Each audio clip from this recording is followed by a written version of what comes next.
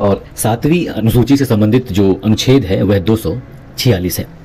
तो जैसा कि बताया आपको, संघ सूची, राज्य सूची, समवर्ती सूची। तो संघ सूची में जो है मूल रूप से 97 विषय थे, लेकिन फिलहाल में यह 100 विषय है। जबकि राज्य सूची की बात करें तो इसमें मूल रूप से 66 विषय थे, लेकिन वर्तमान समय में 61 है। और समवर्ती सूची की बात करें तो इसमें मूल रूप से 47 विषय शामिल थे, लेकिन फिलहाल इसमें 52 विषय है।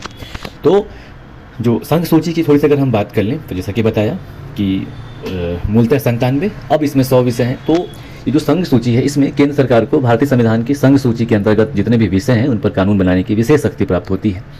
इसके अलावा जो संघ सूची होती है असल में मजबूत केंद्र का प्रतीक होता है, क्योंकि इसमें जो विषय हैं इनकी संख्या ज़्यादा होती है और इसमें जो विषय हैं वो महत्वपूर्ण विषय हैं। और ऐसे सभी मुद्दे या मामले जो राष्ट्र के लिए महत्वपूर्ण होते हैं और जिनके लिए देशव्यापी कानून की एक रूपता की आवश्यकता होती है, संघ सूची में शामिल होती है। और संघ सूची में 15 ऐसे विषय हैं जिन पर कर लगाने का विशेष अधिकार संसद या केंद्र सरकार के पास है।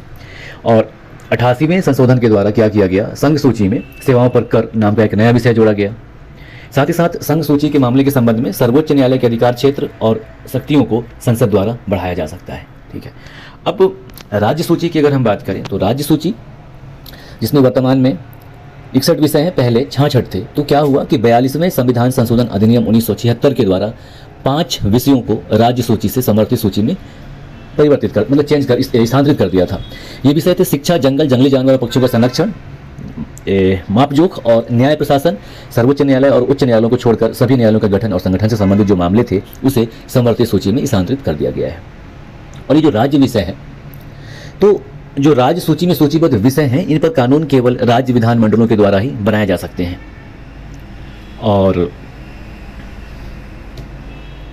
हालांकि संसद भी जो है वो राज्य सूची के अंतर्गत सूचीबद्ध जो विषय हैं उन पर 3 ऐसे शर्त हैं जिन पर कानून बना सकती है। पहला, जब राज्यसभा प्रस्ताव पारित करती है या राष्ट्रीय आपातकाल के समय, या जब 2 या 2 से अधिक राज्य संसद से राज्य सूची के विषय पर कानून बनाने का अनुरोध करते हुए प्रस्ताव पारित कर दे तब।